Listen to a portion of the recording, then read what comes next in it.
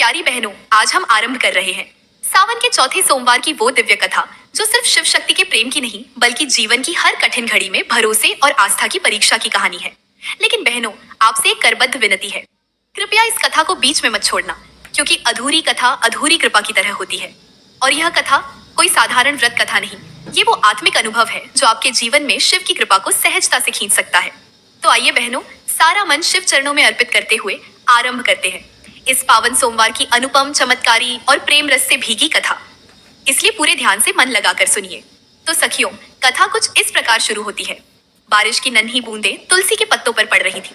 मंदिर की घंटियों की मधुर ध्वनि हवा में घुल रही थी और एक कोमल सी स्त्री अपने आंगन में बैठकर बेलपत्रों की माला पिरो रही थी। उस स्त्री का नाम था विभा। विभा कोई साधारण स्त्री नहीं थी। वह हर सोमवार शिव के लिए व्रत करती, हर बृहस्पतिवार लक्ष्मी नारायण का दीप जलाती और हर सुबह तुलसी माता के सामने बैठकर उनसे बात करती थी। पर इस सावन का चौथा सोमवार कुछ अलग था, क्योंकि उसी रात जब विभा तुलसी माता के सामने दीपक जला रही थी, एक अलौकिक प्रकाश आकाश से उतरता हुआ उसके आंगन में आ गिरा। विभा भयभीत नहीं हुई, बल्कि वह मुस्कुराई, क्योंकि उसने तुरंत पहचान लिया, यह कोई साधारण प्रकाश नहीं, यह स्वयं देवताओं की कृपा की छाया थी। अचानक उस रोशनी में एक छवि स्पष्ट होने लगी। सांवला, शांत मुख, त्रिनेत्र की आभा, जटाओं में गंगा जी बहती हुई और उनके बगल में खड़ी थी माँ पार्वती, सौंदर्य की पराकाष्ठा। विभा के कदम अपने आप जुड़ गए। उसने सिर झुका लिया और तभी शिव बोले, हे साध्वी, तेरा यह व्रत, तेरी यह भक्ति हम तक पहुंची है। और आज इस चौथे सोमवार मैं तुझे एक ऐसी कथा सुनाने आया हूँ जो पृथ्वी पर किसी को झात नहीं। एक ऐसी कथा जिसमें है प्रेम, तपस्या, विश्वास और साक्षात दर्शन। विभा सन्न रह गई, पर उसने सिर हिलाया, जैसे कह रही हो, कृपा करे प्रभु, सुनाइए वो कथा। और अब वही कथा मैं आपको सुनाने जा रही हूँ मेरी बहनों। बस एक ही विनती है, जैसे विभा ने पूरी श्रद्धा से सुनी, वैसे ही तुम भी इस कथा को अंत तक अपने मन से सुनना, क्योंकि यह कथा तुम्हारे जीवन में कोई नया मोड़ ला सकती है। यह कथा तुम्हारी आत्मा को भिगो सकती है। यह कथा तुम्हारा शिव से संबंध गहरा सकती है। तो अब मन को स्थिर करो, आंखें बंद करो और मेरी आवाज को अपने भीतर उतार लो, क्योंकि अब कथा आरंभ होती है। एक जंगल था, सावन में भीगा हुआ, और उस जंगल में घटने वाला था कुछ ऐसा जो सृष्टि के इतिहास में कभी नहीं हुआ। जंगल सावन की भीगी हरियाली से सराबोर था। पत्तों पर टपकती बूंदें मानो शिव के डमरू की ताल हो गई हों, और भूमि पर बिखरे बेला और चमेली के फूल मानो पार्वती माँ की चरण रज हो। उस घने पावन वन में एक छोटी सी कुटिया थी, कांसे की घंटियों से सजी, बेलपत्र और तुलसी से ढकी। उस कुटिया में रहती थी अन्वी, एक नन्ही सी बालिका, मात्र 10 वर्ष की, मगर उसकी आत्मा शुद्ध और जागृत। अन्वी के माता पिता वर्षों पहले किसी रोग से चल बसे थे, पर उसने कभी शिव से शिकायत नहीं की। वो हर सोमवार शिवलिंग पर बेलपत्र चढ़ाती, हर दिन तुलसी माता को जल देती और रोज शाम को मोर पंखों से बनी अपनी पूजा थाली में दीप जलाकर शिव, पार्वती और लक्ष्मी नारायण की आरती करती। उसकी पूजा में जो मासूमियत थी वो देवताओं तक सीधी पहुंचती थी। पर इस चौथे सावन सोमवार की रात कुछ असामान्य हुआ। जब अन्वी आरती कर रही थी, हवा तेज चलने लगी, मोर एक साथ चिल्लाने लगे और सामने रखे शिवलिंग पर एक तेज रोशनी फूट पड़ी। रोशनी धुंधली नहीं थी, बल्कि साफ थी, जैसे किसी ने आकाश का द्वार खोल दिया हो। और उस रोशनी में प्रकट हुए स्वयं भगवान शिव।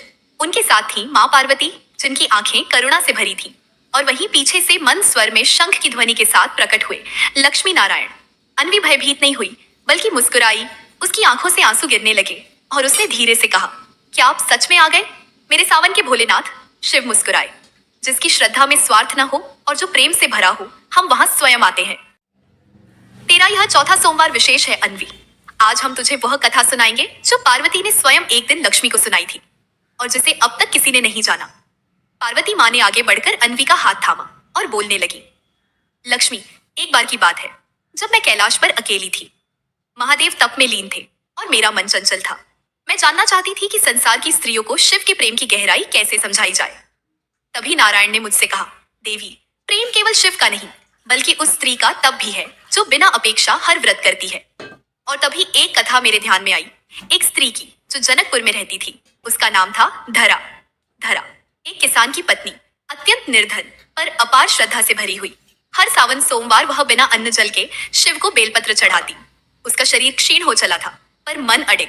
एक दिन गांव वालों ने उसे ताना दिया, तेरे भोलेनाथ ने क्या दिया तुझे? न धन, न बेटा, न सुख। पर धरा मुस्कुराई और बोली, मुझे शिव चाहिए, वरदान नहीं, क्योंकि जब शिव होंगे तो बाकी सब स्वयं आ जाएगा। उस रात जब धरा एकांत में शिव का नाम जप रही थी, तभी एक वृद्ध साधु वहां आया। वह भूखा था, थका हुआ था, धरा ने अपने गले की तुलसी की माला उतार कर उसे दी और अपने पूजा के दीपक को उसके सामने रख दिया।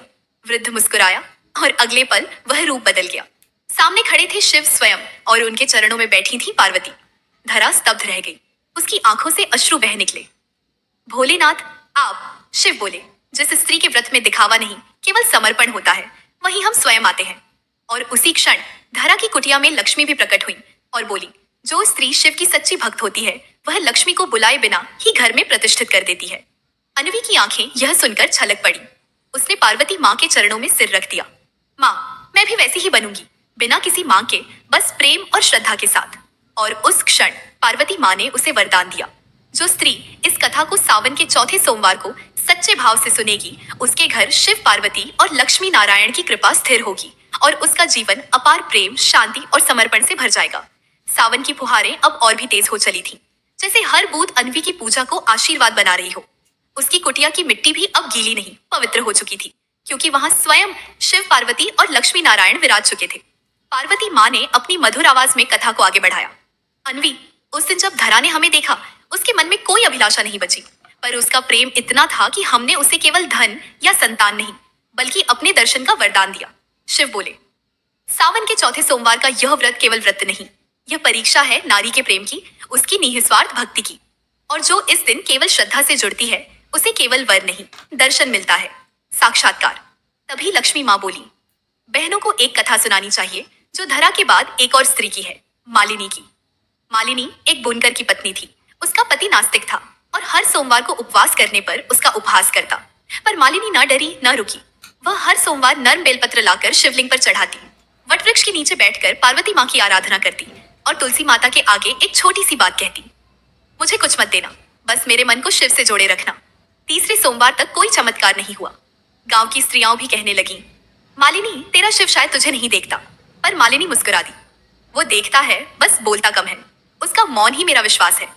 और चौथे सोमवार रात के समय जब वह तुलसी के पास बैठी थी तभी उसकी आंख लग गई और स्वप्न में उसे दिखा, शिव एक विशाल जंगल में बैठे हैं, पार्वती उनके समीप है और लक्ष्मी नारायण सामने दीप जला रहे हैं।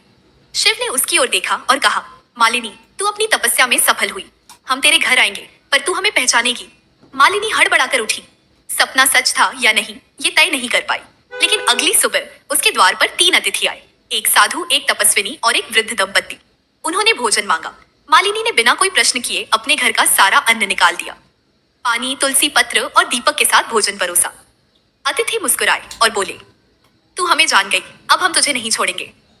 वो तीनों रूप बदलते ही बन गए, शिव, पार्वती और लक्ष्मी नारायण। उस दिन से मालिनी के जीवन में जो समृद्धि आई वो केवल भौतिक नहीं थी, वो शांति थी, प्रेम था और ऐसा तेज था जो हर स्त्री को उससे कुछ सीखने पर विवश करता। शिव ने वरदान दिया, जो स्त्री सावन के चौथे सोमवार को बिना इच्छा, बिना मांग, सिर्फ श्रद्धा से हमें याद करती है, उसके जीवन में हम केवल वर नहीं साथ लेकर आते हैं। अन्वी ने यह कथा सुनी तो उसका मन रो उठा। उसने पार्वती माँ से पूछा, माँ, क्या मैं भी वैसी भक्ति कर सकती हूँ? क्या मेरी छोटी सी पूजा भी आपको भाती है? पार्वती माँ ने मुस्कुराकर उसके सिर पर हाथ रखा। बेटी, श्रद्धा का कोई आकार नहीं होता। तू जिस प्रेम से दीप जलाती है वो हमें कैलाश तक खींच लाता है। तेरी भक्ति में छल नहीं, विश्वास है, इसलिए तू धन्य है। तभी लक्ष्मी माँ आगे बढ़ी और अन्वी के हाथ में तुलसी की माला रख दी। जिस बहन के पास यह माला हो उसका मन कभी विचलित नहीं होगा। वो स्त्री जीवन की हर कठिनाई में प्रेम से मुस्कुराना सीखेगी। शिव ने उस माला को आशीर्वाद दिया और बोले, अब यह माला प्रतीक है उस कथा की जो केवल उन्हीं को सुनाई जाती है जिनके भीतर सावन की पवित्रता और पार्वती का धैर्य होता है। कुटिया में सब कुछ शांत हो गया था। मोर अपनी पूंछ फैलाए नृत्य कर रहे थे, बेल पत्रों से सुगंध उठ रही थी और तुलसी के पत्तों पर बारिश की बूंदें मंत्रों की तरह टपक रही थी। सावन की वो रात अब पूरी तरह भीग चुकी थी। आकाश में बिजली चमक रही थी और मोर अपने पंखों को समेटकर तुलसी के चारों ओर एकत्र हो गए थे, जैसे उन्हें पता हो अब अगली कथा और भी विशेष होने जा रही है। अन्वी अब चुप नहीं थी, वो मंत्रमुग्ध हो चुकी थी। उसकी सांसें धीमी थीं, पर मन भीतर से शिव पार्वती की छाया में डूब चुका था। शिव ने पार्वती की ओर देखा और कहा, अब समय है उस कथा का जो केवल कुछ को ही झात है, वो कथा जो काशी में घटित हुई और जिसकी याद हम आज तक अपने अंतर में संजोए हुए हैं। काशी भोलेनाथ की नगरी, जहाँ हर पत्थर शिवलिंग है, हर गली आरती है और हर स्त्री एक सच्चे प्रेम की प्रतीक। वहीं रहती थी सीमा, एक विधवा जिसके जीवन में सब कुछ खो चुका था, पति, परिवार और यहाँ तक कि अपनी आवाज भी। हाँ, सीमा मूक थी, वो बोल नहीं सकती थी, पर उसकी भक्ति वो गूंजती थी। हर चौथे सोमवार को वह गंगा में स्नान करती, गले में रुद्राक्ष धारण कर बिना किसी आहट के मणिकर्णिका घाट के सबसे पुराने शिवलिंग पर घंटों बैठती। उसकी आंखें बोलती थीं, उसके अश्रु पूजा करते थे और उसका मौन एक ऐसी वाणी था जिसे सिर्फ शिव समझते थे। उस सावन का चौथा सोमवार विशेष था। सीमा अपने हाथों में 5 बेलपत्र लेकर बैठी थी। हर पत्ता एक भावना था, श्रद्धा, प्रेम, क्षमा, धैर्य और समर्पण।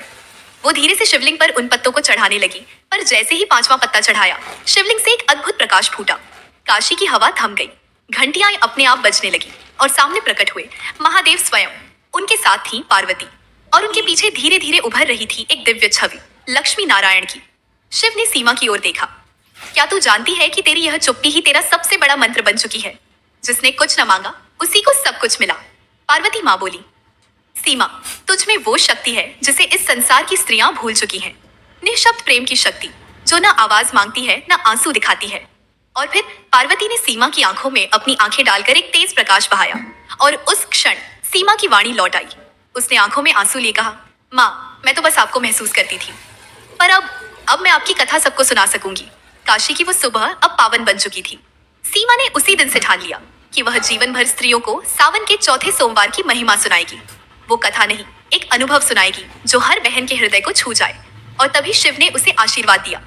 जिस स्त्री के हृदय में वाणी से अधिक मौन, मांग से अधिक समर्पण और शब्दों से अधिक श्रद्धा होती है, वह स्वयं हमारी प्रिया बन जाती है। अन्वी है यह सब सुनते सुनते अब मूर्छित सी हो चली थी। नहीं, किसी कमजोरी से नहीं, बल्कि भक्ति की उस ऊर्जा से जिसने उसे साक्षात शिव, पार्वती और लक्ष्मी नारायण के चरणों तक पहुंचा दिया था। उसने एक बात सीखी थी कि सावन के चौथे सोमवार की भक्ति में केवल विधि विधान नहीं, आत्मा की सच्चाई होनी चाहिए। और जब यह सच्चाई प्रकट होती है तो देवता खुद चलकर आ जाते हैं। लेकिन कथा अभी समाप्त नहीं होती बहनों, क्योंकि शिव अब एक ऐसी कथा सुनाने को तैयार थे जिसमें मोर की छांव थी, तुलसी माता की मधुर गंध थी और एक छोटी बालिका की निष्कलंक भक्ति की गूंज थी।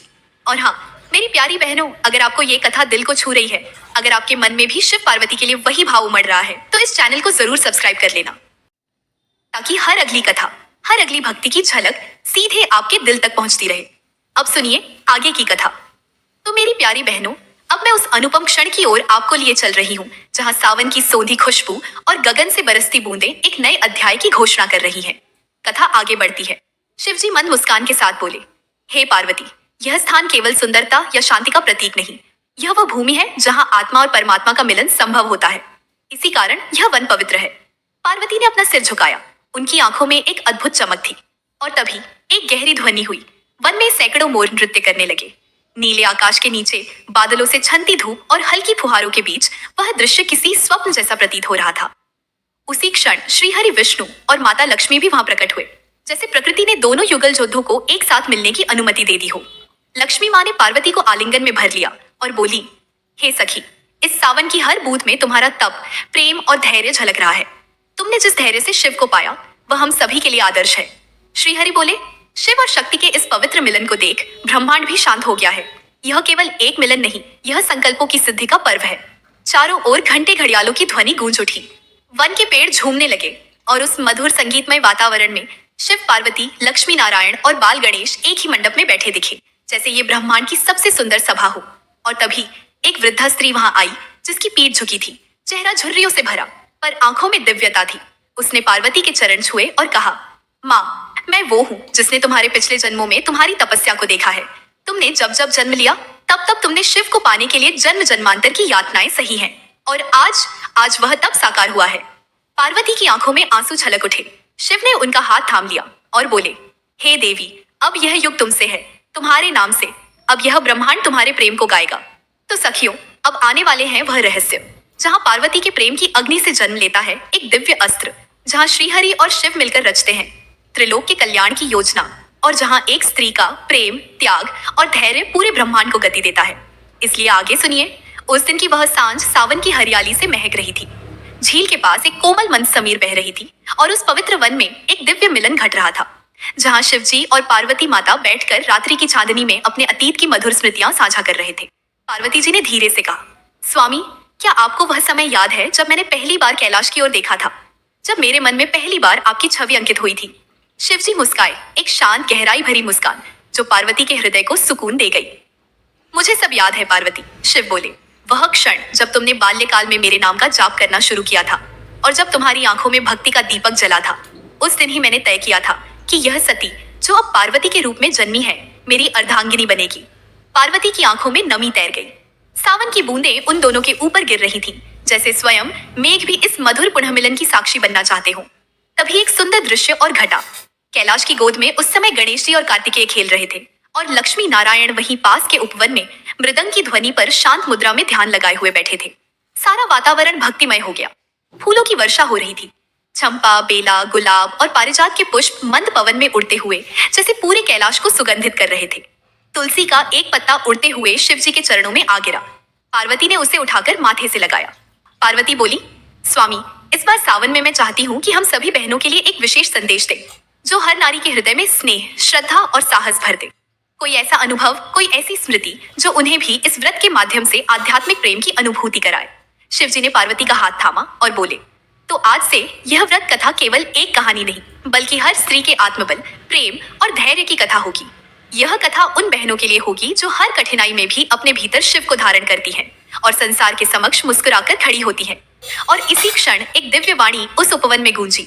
यह व्रत कथा सावन के सोमवारों में उन सभी भक्त बहनों को आशीर्वाद स्वरूप मिलेगी, जो सच्चे प्रेम, समर्पण और भक्ति से शिव पार्वती का पूजन करेंगी। तो सखियों, अब यह कथा एक विशेष मोड़ लेने जा रही है, जहां शिव और पार्वती अपने विवाह के पश्चात के जीवन के वो पहलू साझा करेंगे जो बहुत कम सुने गए हैं और जो हर स्त्री के मन को गहराई से छू जाएंगे। इसलिए बहनों, ध्यान से मन लगाकर सुनिए। सावन की उस संध्या में जब वृंदावन की गलियों में हरी धूप महक रही थी, बांसुरी की धुन मंद हवा के साथ बह रही थी, तभी महादेव और माता पार्वती गंगा तट पर विश्राम कर रहे थे। पार्वती जी की आंखों में उस दिन एक विशेष जिज्ञासा थी। वो धीरे से महादेव के समीप जाकर बैठ गई और बोली, स्वामी, आपने मुझे सृष्टि के रहस्यों से लेकर ब्रह्मांड के अंत तक के ज्ञान दिए हैं, पर एक बात मैं अक्सर सोचती हूँ, क्या मनुष्य के भाग्य को केवल तपस्या और कर्म ही बदल सकते हैं, या प्रेम की भी कोई शक्ति होती है? महादेव मुस्कुराए। सावन की बूंद उनके जटाओं से टपकती हुई पार्वती जी की मांग तक आ पहुंची। बोले, उमा, प्रेम वो शक्ति है जो त्रिलोक को भी झुका सकती है। आज मैं तुम्हें एक ऐसी स्त्री की कथा सुनाऊंगा जिसने प्रेम, श्रद्धा और संयम से अपने जीवन को ही नहीं, देवताओं तक को भी प्रभावित किया।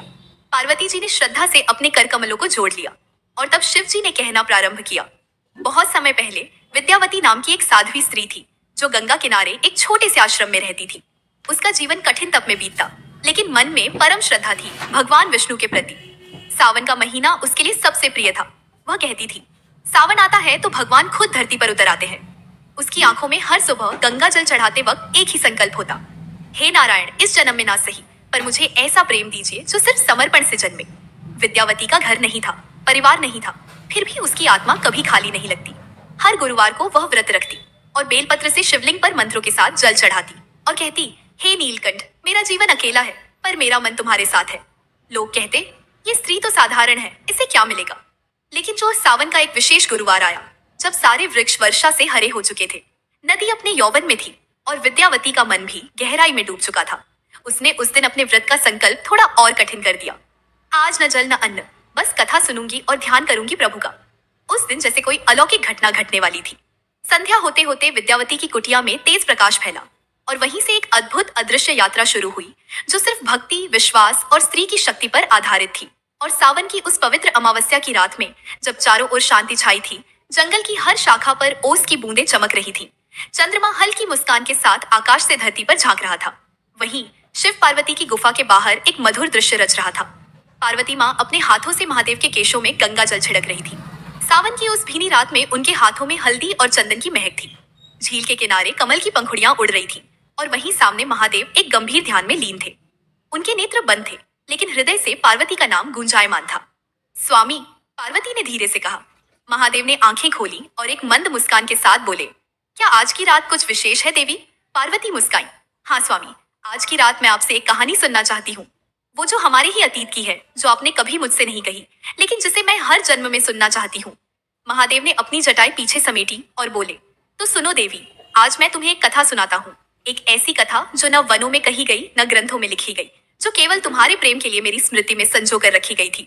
बहनों, अब जो कथा आप सुनने जा रही हैं, वो कोई सामान्य कथा नहीं है। यह वो प्रेम है जो जन्मों के पार चला गया। वो समर्पण है जिसे एक स्त्री ने अपने प्रेम के लिए किया। वो तपस्या है जिसने भगवान को भी विवश कर दिया प्रकट होने के लिए।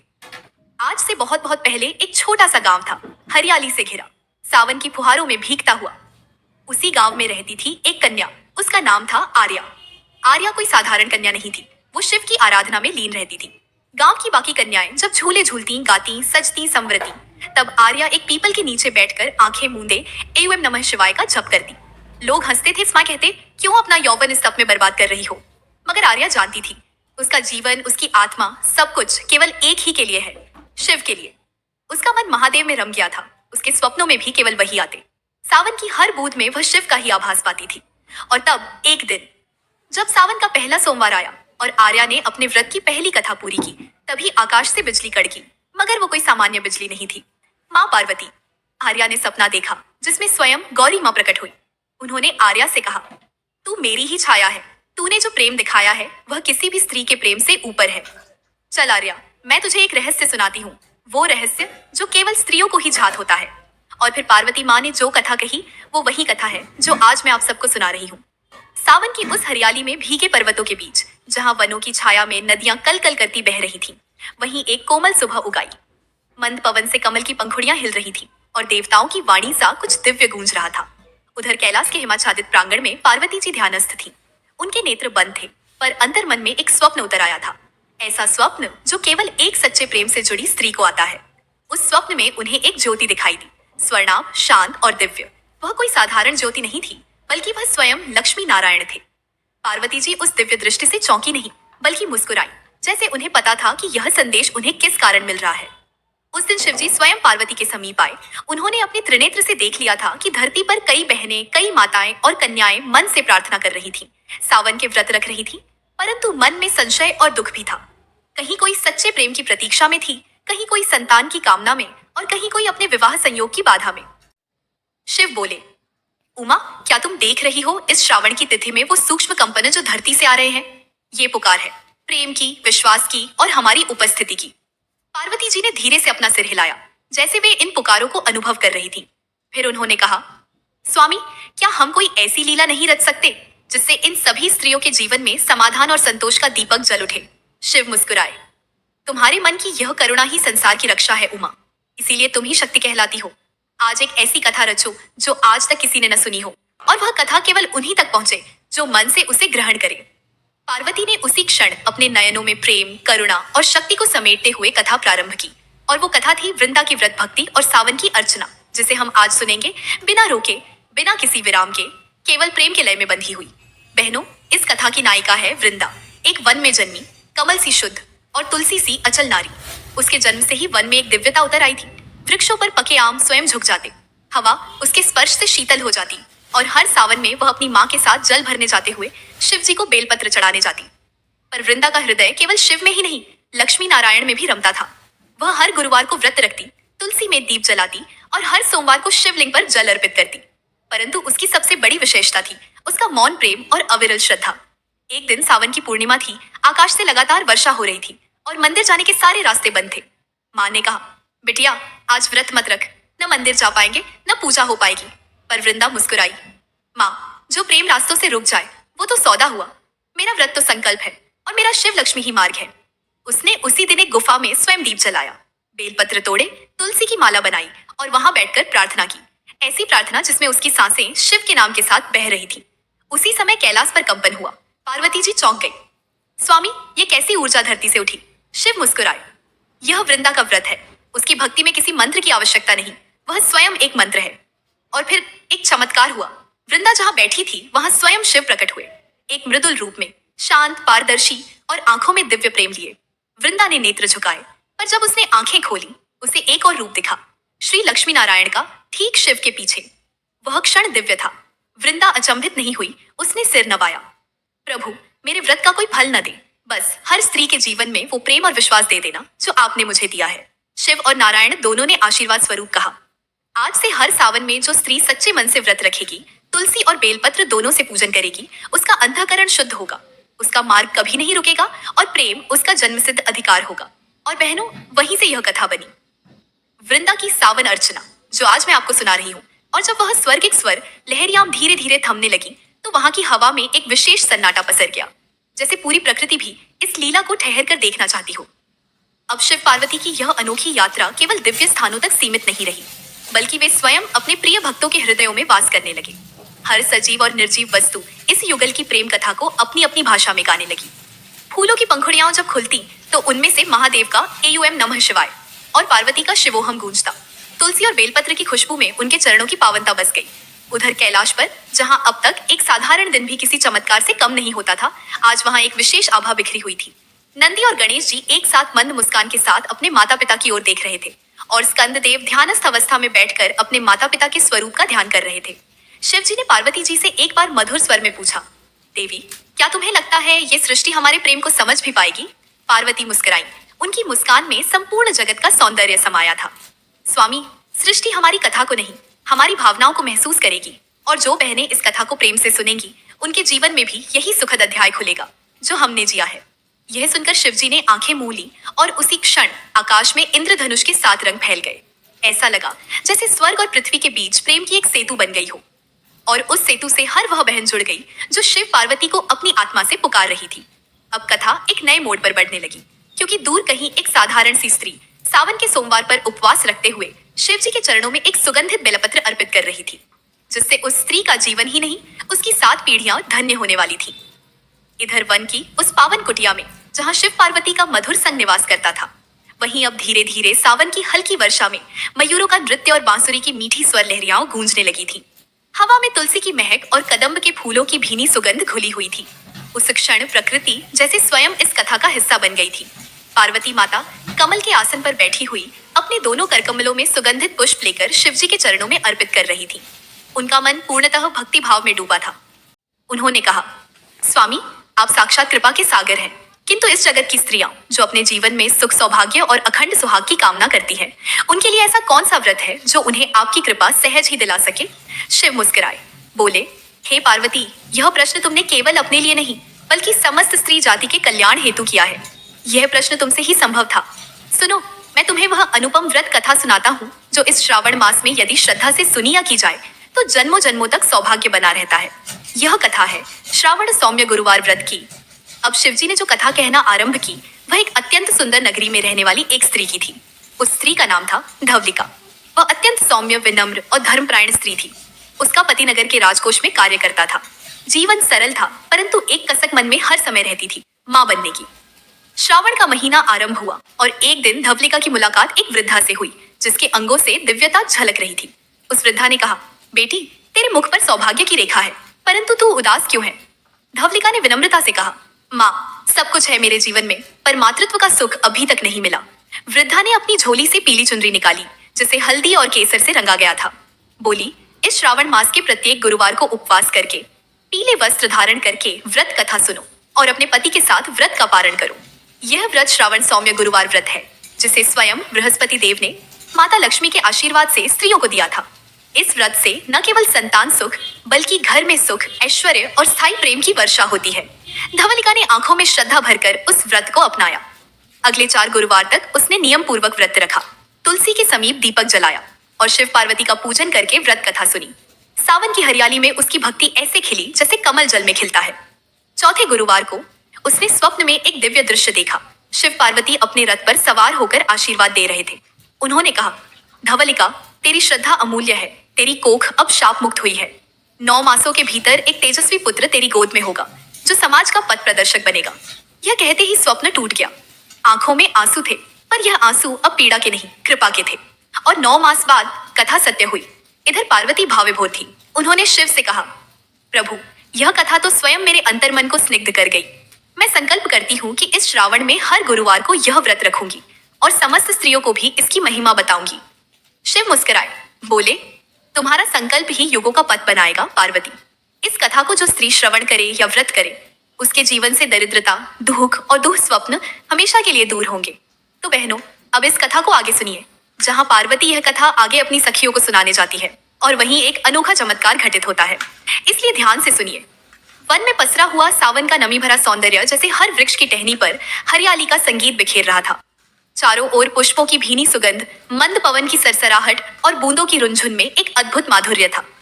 ऐसे ही मौसम में शिवजी और पार्वती माँ नंदी के साथ मानसरोवर तट के समीप एक नीम वृक्ष की छांव में विश्राम कर रहे थे। शिवजी ने पार्वती से कहा, देवी, यह समय बहुत शुभ है। श्रावण मास का प्रत्येक क्षण भक्तों के लिए कल्याणकारी होता है।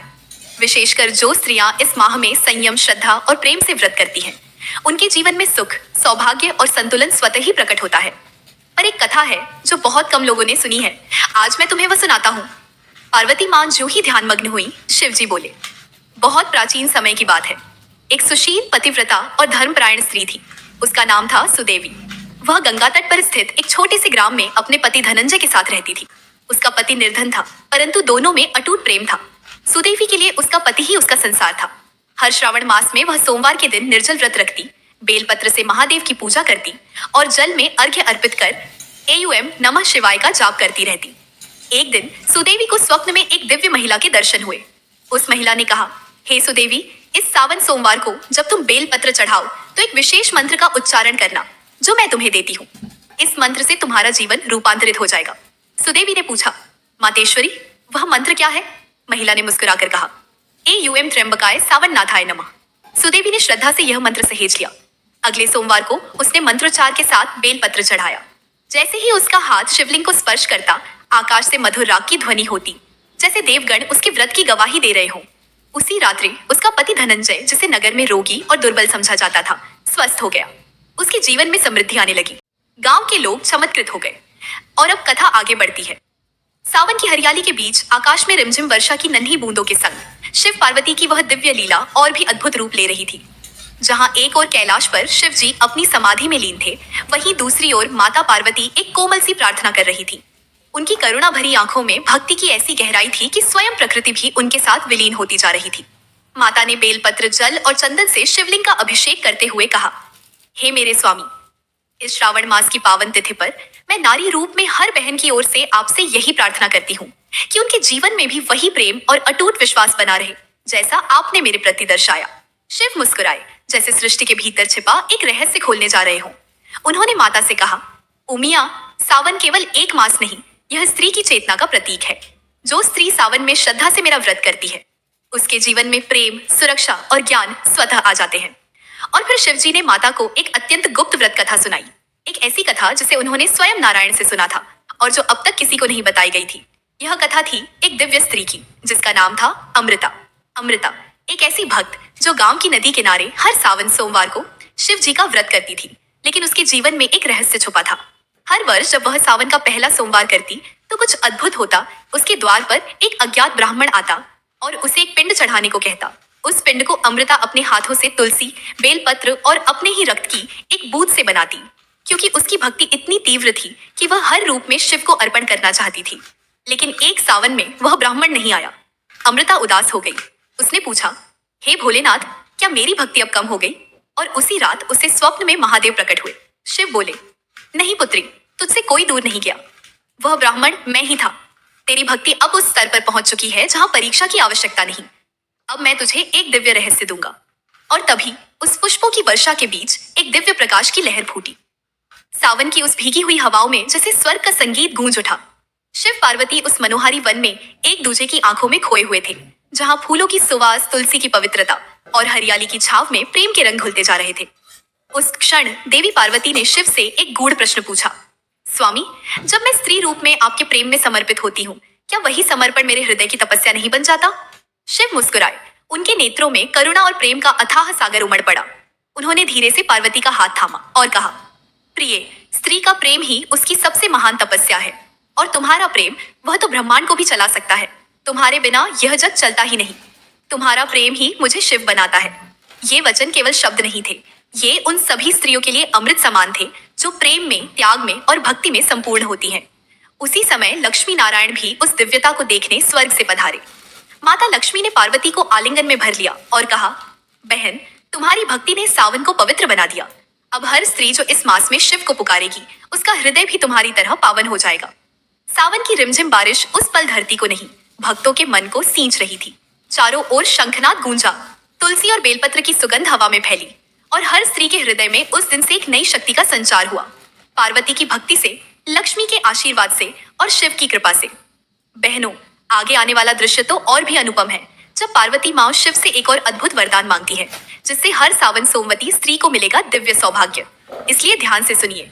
तो सखियों, चारों ओर सावन की हरियाली लहराई हुई थी। मंद मंद पवन में बांसुरी सी मधुरता घुली थी।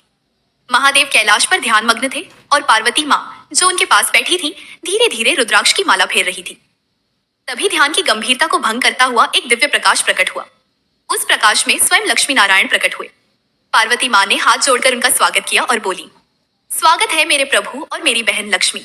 आज इस हरियाले सावन में आप दोनों को इस रूप में देखकर हृदय पुलकित हो उठा है। लक्ष्मी जी मुस्कुराई और बोली, बहन, हम तो आपके चरणों में इस बार इसलिए आए हैं कि हम भी आपकी भक्ति की इस महिमा को अनुभव कर सके जो आज समस्त लोगों में पूज्य है। आपने जिन स्त्रियों के लिए यह व्रत कथा कही है उनके जीवन में निश्चित ही प्रेम, शांति और समृद्धि का साक्षात वास होगा। शिव जी ने अपनी आंखें खोली और शांत स्वर में बोले, इस सावन में जो भक्त संकल्प लेकर मेरे साथ साथ लक्ष्मी नारायण की उपासना करता है उसके जीवन में कभी भी दरिद्रता, क्लेश या वियोग नहीं आता। तभी एक सुंदर दृश्य घटित हुआ। आकाश से वर्षा की बूंदें गिरने लगी और उन बूंदों के बीच शिव, पार्वती और लक्ष्मी नारायण के चारों ओर आभा मंडल छा गया। वहीं जंगल के छोर पर वह स्त्री सती जो पिछले जन्मों से तप कर रही थी अब इस समय अपने अंतिम दिन के व्रत का पालन कर रही थी। उसने पूरे सावन में सोमवार और गुरुवार दोनों व्रत रखे थे और वह हर दिन शिव, पार्वती तथा लक्ष्मी नारायण की पूजा करती थी। उसकी आंखों में बस एक ही आकांक्षा थी, हे भोलेनाथ, मुझे ऐसा वर दो जो मेरे प्रेम को स्वीकार करे, जो केवल मेरा हो और सदा मेरे साथ चले। पार्वती माँ उसकी भक्ति को देखकर बहुत द्रवित हुई। उन्होंने शिवजी से कहा, नाथ, यह स्त्री अपने प्रेम और श्रद्धा से देवताओं को भी मात दे रही है। इसका प्रेम निर्मल है और इसकी तपस्या गंभीर। क्या आप इसे वो वरदान देंगे जो इसका भाग्य बदल दे? शिवजी ने धीरे से मुस्कुराकर हामी भरी और कहा, यह स्त्री अगले जन्म में मेरी अर्धांगिनी बनकर जन्म लेगी। इसका नाम होगा पार्वती और मैं स्वयं इसका शिव बनकर जन्म लूंगा। सभी देवता रोमांचित हो उठे। सावन की बूंदों ने जैसे इस वाणी को पुष्प वर्षा में बदल दिया और इस प्रकार उस स्त्री की तपस्या ने इतिहास रच दिया। बहनों, यही है उस अनसुनी स्त्री की सच्ची कथा जिसने सावन के व्रतों से अपने भविष्य को संवार लिया। बहनों, अब आगे की कथा में पार्वती माँ का नया जन्म होता है और कैसे वह फिर से शिव को पाने के लिए कठोर तप करती है। इसलिए ध्यान से सुनिए। शिवजी और पार्वती उस समय जंगल के कोने में एक शांत सरोवर के किनारे बैठे थे। वर्षा थम चुकी थी। पेड़ों से टपकती बूंदों की ध्वनि मानो रुद्र वीणा की तान बन चुकी थी। पार्वती माँ की आंखों में स्नेह की चमक थी, लेकिन उस स्नेह के भीतर एक मौन प्रश्न भी तैर रहा था। स्वामी, पार्वती बोली, क्या इस संसार में ऐसा कोई स्थान है जहाँ केवल भक्ति ही बोली जाती हो, जहाँ प्रेम को तौलने वाले तराजू न हो? शिवजी ने मन स्मित करते हुए कहा, हे देवी, तुमने बहुत गूढ़ प्रश्न किया है। सत्य यही है कि भक्ति का वास्तविक स्वरूप तो वही है जहाँ पाने की इच्छा नहीं, केवल समर्पण हो। और ऐसा स्थान किसी लोक में नहीं, किसी युग में नहीं। वह स्थान तो केवल एक स्त्री के हृदय में होता है जब वह पूर्ण निष्ठा से किसी व्रत, किसी कथा, किसी नाम में लीन होती है। पार्वती माँ की आंखों से अश्रुधारा बहने लगी। वो जानती थी यही वो सत्य है जो आज वह अपनी बहनों को इस कथा के माध्यम से दे रही है। तभी वहां एक वृद्धा प्रकट हुई जो देखने में सामान्य लगती थी, पर उनकी आंखों में दिव्यता थी। उन्होंने आकर पार्वती माँ के चरणों में प्रणाम किया और बोली, माँ, मैं वर्षों से भटक रही थी एक ऐसी कथा के लिए जो मेरे जीवन की दिशा बदल सके। क्या आप मुझे कोई ऐसा व्रत बता सकती हैं जो मेरे घर में सुख शांति ला सके, मेरे पुत्रों में सद्भाव भर सके और मेरे जीवन को भक्ति से जोड़ सके? पार्वती माँ ने उसका हाथ थामा और बोले, हे मातृरूपा, सावन का यह पवित्र मास तुम्हें वही अवसर देने आया है। गुरुवार का यह विशेष व्रत बृहस्पति देव को समर्पित न केवल परिवार में समृद्धि लाता है, बल्कि स्त्री के अंतकरण को इतना कोमल, दृढ़ और प्रेममयी बना देता है कि वह स्वयं लक्ष्मी का रूप बन जाती है। वृद्धा की आंखों में आशा भर गई।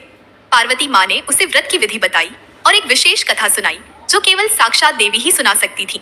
तो सखियों, अब तक हमने देखा कैसे ब्रह्मा जी ने नारद को भेजा, कैसे सावन की हरियाली में वो वन जहाँ शिव, पार्वती और लक्ष्मी नारायण का सौम्य संगम हुआ, और कैसे सत्यव्रत की पवित्र निष्ठा ने उसे ईश्वर के और समीप पहुंचा दिया। अब आगे सुनिए। सत्यव्रत की आंखों में नींद तो थी, पर दिल में ईश्वर का ध्यान और सेवा की लगन। एक ओर उसका मन प्रभु की भक्ति में लीन था, दूसरी ओर आकाश में काले बादलों के बीच चंद्रमा की छाया जैसे यह संकेत दे रही थी कोई चमत्कारी अनुभव होने को है। अचानक उसकी झोपड़ी के बाहर तेज हवा चली और एक मधुर वाणी सुनाई दी, सत्यव्रत। वह चौंक पड़ा, बाहर निकल आया। सामने एक तेजस्वी साधु खड़े थे, मस्तक पर चंदन, हाथ में कमंडल और मुख पर सौम्यता। सत्यव्रत उनके चरणों में गिर गया। उसकी आंखों से प्रेम के आंसू बह निकले। साधु बोले, वत्स, तेरी भक्ति से प्रसन्न होकर स्वयं त्रिलोकीनाथ तुझे आशीर्वाद देने के लिए उत्सुक है। तू जिस व्रत का पालन कर रहा है वह केवल शरीर का तप नहीं, आत्मा की सच्ची पुकार है। सत्यव्रत ने हाथ जोड़कर कहा, हे प्रभु, मैं तो केवल इतना चाहता हूँ कि मेरा जीवन ईश्वर की भक्ति में ही बीते। मेरी माँ, मेरा गांव, मेरी भूमि सब सुखी हो, बस यह निवेदन है। साधु मुस्कुराए और तभी उस साधु के रूप में प्रकट हुए स्वयं श्री नारायण। उनके दर्शन पाकर सत्यव्रत की सांसें थम गईं। चारों ओर हरियाली के बीच प्रकाश ही प्रकाश फैल गया। भगवान बोले, वत्स, तेरी माँ ने जो गुरुवार के दिन मुझ लक्ष्मी नारायण का व्रत किया था, उसकी पुण्य शक्ति आज तेरे जीवन को धन्य बना रही है। जिस घर में गुरुवार का व्रत और सच्चा आचरण होता है, वहां माँ लक्ष्मी स्वयं निवास करती है। सत्यव्रत के नेत्रों से आंसू बहते रहे और इसी क्षण पीछे से कोमल पायल की आवाज आई, बेटा। उसने मुड़कर देखा। वर्षों से लापता उसकी माँ उसे ढूंढती वहां तक चली आई थी। उसे गले लगाकर रोने लगी। वह दृश्य, सावन की हरियाली में माँ बेटे का मिलन और भगवान का वरदहस्त, एक दिव्य स्मृति बन गया। अब आगे सुनिए बहनों।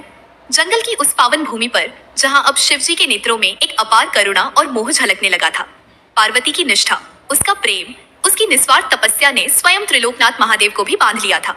शिवजी ने अपने गणों को आदेश दिया कि वे हिमवती पार्वती के पास जाएं और उन्हें यह संदेश दें। अब वो समय आ गया है जब तप का फल उन्हें मिलना चाहिए। उनकी हर पुकार, हर मौन प्रार्थना मेरे हृदय में अनुगूंज बनकर बसी रही है। जब यह संदेश पार्वती तक पहुंचा, तब वे मंद मुस्कान ली, आंखों में जल लिए, शिव का स्मरण करती हुई वहीं बैठ गई, मानो यही क्षण उनकी वर्षों की आराधना का पूर्णत्व था। सावन की रिमझिम फुहारों के बीच कैलाश से एक सुंदर बारात निकली। भूत, प्रेत, गण, नाग, देव, ऋषि सब उपस्थित हुए। प्रकृति ने स्वयं सजावट की, दिशाओं ने मंगल गान गाया और वहीं उस पावन सावन में एक कन्या, जिसने 108 जन्मों की यात्रा की थी केवल शिव के प्रेम के लिए, उसने अपने आराध्य को पति रूप में पाया। कन्याएं आज भी उस विवाह को देखती हैं तो आंखें भर आती हैं। वह कोई साधारण विवाह न था, वह शिव और शक्ति के पुनर्मिलन की वह अद्वितीय घड़ी थी, जिसमें संसार का संतुलन, सृष्टि की शक्ति और प्रेम का चरम रूप समाया था। इस कथा से मेरी प्यारी बहनों, हमें ये समझना चाहिए कि विषय जब प्रेम में तप होता है तो वो भटकता नहीं, जब श्रद्धा में धैर्य होता है तो वो खाली नहीं जाता, और जब भक्ति में समर्पण होता है तो स्वयं शिव भी सिर झुका लेते हैं। अब मेरी बहनें ध्यान से सुने। अगले पल में क्या हुआ जब पार्वती ने पहली बार शिवजी की आंखों में आंखें डाली? क्या हुआ जब वे कैलाश पहुंची? क्या बातें हुई उनके बीच विवाह के बाद? और कैसे सावन के हर सोमवार में आज भी उनकी यही कथा जीवित है? तो चलिए बहनों, अब बढ़ते हैं कथा के अगले मधुर अध्याय की ओर। क्या आप सब तैयार हैं? जिन जिन बहनों ने आज व्रत रखा है, उनसे मेरी बस एक प्यारी सी विनती है। भविष्य में आने वाली हर दिव्य कथा को सबसे पहले सुनने के लिए हमारे चैनल को अब भी सब्सक्राइब जरूर कर लीजिए बहनों। तो मेरी प्यारी सखियों, अब मैं इस अनुपम सावन कथा को वहीं से आगे सुना रही हूँ जहां हमने छोड़ा था, इसीलिए ध्यान से सुनिए। वन में गूंजती कोयल की मधुर कूक और हर दिशा में फैली मोगरे चंपा की खुशबू के बीच शिव परिवार की वह दिव्य झांकी अब और भी आलोकित हो उठी थी। माँ पार्वती के नयनों से झरती ममता और महादेव की शांत मुस्कान जैसे उस पूरे वातावरण को अमृतमयी बना रही थी। गणेश जी अपने छोटे हाथों से एक कमल पुष्प को शिवलिंग पर अर्पित करते हुए बोले, पिता, क्या संसार में कोई ऐसा भी प्रेम है जो आपकी और माँ की भक्ति से भी बड़ा हो सकता है?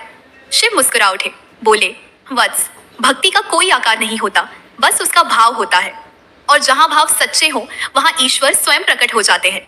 ठीक वैसे ही जैसे एक बार चित्रलेखा नाम की एक साध्वी ने मुझे बुलाया था, उसी की कथा आज मैं तुम्हें सुनाता हूँ। अब आरंभ होती है चित्रलेखा साध्वी की वह अनकही अलौकिक कथा जो इस धरती पर आज बहुत ही कम लोगों ने सुनी है।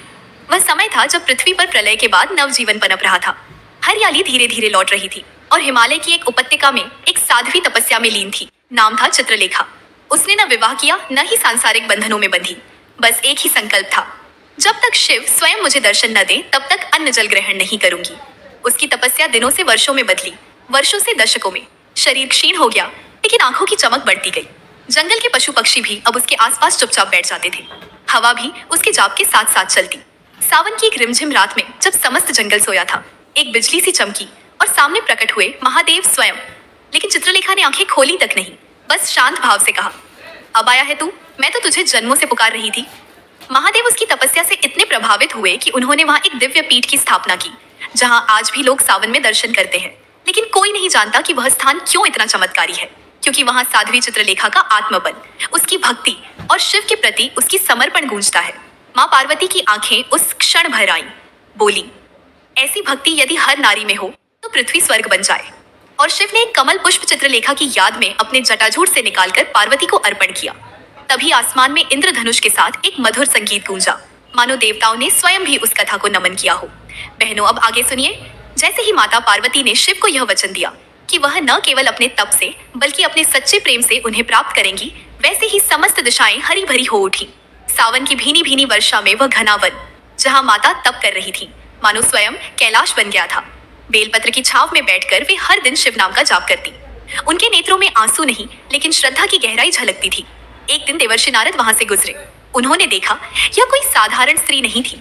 यह वह शक्ति है जो सृष्टि को आकार देने वाली है। नारद मुस्कुराए और बोले, हे माता, तुम्हारा तप असाधारण है। यह सावन तुम्हारे लिए विशेष बन चुका है। यह वही मास है जब शिव स्वयं अपने भक्तों पर कृपा बरसाते हैं, और तुम तो स्वयं अर्धांगिनी हो उनकी। माता पार्वती ने धीमे स्वर में कहा, हे देवर्षि, जब तक महादेव स्वयं मुझे स्वीकार न करें, तब तक मैं केवल एक साधक हूँ। उसी क्षण कैलाश पर्वत पर बैठे शिव की आंखें धीरे धीरे बंद हुईं, और उनके भीतर एक दिव्य कंपन होने लगा। उन्होंने ध्यान में वह स्वरूप देखा जो वर्षों से उन्हीं का जाप कर रहा था, उन्हीं का स्मरण कर रहा था। और तब पहली बार महादेव ने अपने मन में पार्वती को स्वीकार किया। और जैसे ही महादेव ने अपने ध्यान में पार्वती जी का तपस्विनी रूप देखा, उनके भीतर एक कोमल मुस्कान उतर आई। शिव, जो सदा से विरक्त है, जिन्होंने संसार के मोह को त्याग दिया, उनके अंतःकरण में भी उस प्रेम की मूक गूंज ने दस्तक दी। यह कोई साधारण प्रेम नहीं था। यह वही प्रेम था जिसने सृष्टि के आरंभ में शिव को एकांत से जोड़कर संपूर्णता की ओर बढ़ाया था। कैलाश की शांति को भंग करते हुए महादेव ने अपनी आंखें खोली। उसी क्षण नंदी उनके समीप आए और हाथ जोड़कर बोले, प्रभु, आज आपके नेत्रों में कोई नई आभा है। क्या आप कहीं जाना चाहते हैं? महादेव ने नंदी की ओर देखा और बोले, हाँ नंदी, अब समय आ गया है। जिसने मुझे पाने हेतु तप की पराकाष्ठा कर दी, मैं अब उसे और प्रतीक्षा नहीं करवा सकता। सावन की इस पावन बेला में मुझे उस वन की ओर जाना है जहां पार्वती मेरा नाम लेकर तप कर रही है। और फिर शिव अपने गणों सहित पार्वती के तपस्थल की ओर चल पड़े। इधर माता पार्वती को एक क्षण के लिए अपने मन में कंपन सा महसूस हुआ, जैसे कोई बहुत अपना पास आ रहा हो। उन्होंने अपने नेत्र बंद किए और शिव नाम का स्मरण किया, एयूएम नमः शिवाय। और तभी उनके समक्ष एक दिव्य प्रकाश प्रकट हुआ। धीमे धीमे उस तेज में से महादेव प्रकट हुए। गले में नाग, जटाओं में गंगा, मस्तक पर चंद्र और मुखमंडल पर शांति की वह दिव्य आभा जिसे देखकर स्वयं देवता भी नतमस्तक हो जाते। पार्वती ने जैसे ही शिव को अपने समक्ष देखा, उनकी आंखों से अश्रुधारा बह निकली। लेकिन यह अश्रु कोई पीड़ा नहीं, यह पूर्णता के थे। महादेव ने मंद स्वर में कहा, हे पार्वती, तुम्हारे प्रेम ने मुझे खींच लाया। तुम्हारे तप ने मेरे मौन को स्पर्श किया। आज मैं तुम्हें अपनी अर्धांगिनी के रूप में स्वीकार करता हूँ। सावन का यह मिलन कालजयी रहेगा। चारों ओर फूल झरने लगे। मंद वर्षा की फुहारें उस दृश्य को और भी मधुर बना रही थी। पृथ्वी पर पहली बार शिव पार्वती का मिलन हुआ था, और वह भी सावन की प्रेममयी वर्षा में। उस दिन न केवल धरती बल्कि देवलोक तक ने यह मिलन उत्सव के रूप में मनाया। इंद्र ने आकाश से पुष्पों की वर्षा करवाई। नारद मुनि ने वीणा उठाकर मधुर भजन गाया। शिव पार्वती का मिलन जैसे आत्मा को परमात्मा का स्पर्श, जैसे सावन की धरती को प्रथम वर्षा की बूंदे। बहनों, अब आगे सुनिए। जंगल की उस पवित्र शिला पर बैठी पार्वती जी ने अब अपना तप और भी गहन कर दिया था। उनकी आंखें अब बंद नहीं थी। वे शिव की ओर ही देखती रहती, जैसे उनका हर प्राण बस शिव के दर्शन की ही अभिलाषा करता हो। सावन की घटाएं फिर से उमड़ने लगी थी। फूलों की खुशबू वातावरण को सुवासित कर रही थी, और उस सौम्य वर्षा में पार्वती का तन तो भीगा, पर मन बस महादेव की प्रेम अग्नि में तप रहा था। इधर कैलाश पर नंदी शिव के समीप आकर बोले, नाथ, क्या आप अब भी उस कन्या को परीक्षा में ही डालते रहेंगे? वह तो अब तप की पराकाष्ठा तक पहुंच गई है। शिव मुस्कुराए, नंदी, केवल तप ही नहीं, प्रेम की परिपक्वता भी देख रहा हूँ। उसका प्रेम क्या केवल मेरी इच्छा पाने के लिए है, या वह स्वयं प्रेम बन चुकी है? यही जानना शेष है। उसी समय महादेव ने पार्वती की परीक्षा लेने का निश्चय किया। वे एक वृद्ध ब्राह्मण का वेश धरकर पार्वती के सामने प्रकट हुए। उनके शरीर पर झुर्रियां थीं, हाथों में कमंडल और मुख पर गंभीरता। वे बोले, बेटी, सुना है तू यहाँ वर्षों से तप कर रही है। किसके लिए इतना कठिन तप? किससे पाने की अभिलाषा है? पार्वती ने सिर झुकाया। ब्राह्मण देव, मैं भगवान शिव को ही अपना सर्वस्व मानती हूँ। उन्हीं को पाने हेतु यह तप है। ब्राह्मण वेशधारी शिव बोले, शिव, वो तो श्मशानवासी हैं, भूतों के संग रहते हैं, सर्पों को पहनते हैं, वस्त्र भी नहीं धारण करते पूर्ण रूप से। तू एक राजकुमारी होकर उन्हें पति बनाना चाहती है? पार्वती ने शांत स्वर में कहा, मैंने उन्हें तभी से अपना पति मान लिया था जब पहली बार उनके दर्शन हुए। उनका स्वरूप मेरे लिए बाह्य नहीं, दिव्यता है। उनके भीतर का प्रेम, करुणा और अनंत सच्चाई ही मुझे आकर्षित करती है। शिव, जो अब भी ब्राह्मण रूप में थे, मुस्कुरा दिए। उन्होंने पार्वती को कुछ और कठोर वचन कहे, परंतु पार्वती डिगी नहीं। उनके मन में रत्ती भर भी संशय नहीं था। उनका उत्तर हर बार केवल यही होता, मैं जानती हूँ कि शिव जो भी हैं, जैसे भी हैं, वे मेरे हैं और मैं उनकी हूँ। शिव अंततः स्वयं के रूप में प्रकट हुए। उनका तेज अब वर्षा से भी उज्जवल था। पार्वती ने आंखें भरकर देखा, और वही क्षण, वर्षों की तपस्या, वर्षों की प्रतीक्षा, सब सफल हो गई। शिव बोले, पार्वती, तुमने मेरी परीक्षा नहीं दी, तुमने प्रेम को सिद्ध किया है। अब तुम केवल हिमवान की पुत्री नहीं, अब तुम मेरी अर्धांगिनी हो। वर्षा की बूंदों के बीच फूलों की वर्षा सी हो गई। देवताओं ने स्वर्ग से पुष्प बरसाए। लक्ष्मी नारायण भी उपस्थित हुए और पार्वती को आशीर्वाद दिया। लक्ष्मी जी ने कहा, जिस नारी के प्रेम में यह धैर्य और निष्ठा हो, वही सच्ची अर्धांगिनी बनती है। और यहीं से शिव पार्वती का मिलन निश्चित हुआ। एक ऐसी जोड़ी जिसने सृष्टि को यह बताया कि सच्चा प्रेम केवल पाने का नाम नहीं, समर्पण का नाम है। मेरी प्यारी बहनों, आप सबने आज जिस श्रद्धा और भाव से इस अनुपम सावन सोमवार व्रत कथा को सुना, वो मेरे लिए एक माँ पार्वती जैसी ममतामयी अनुभूति थी।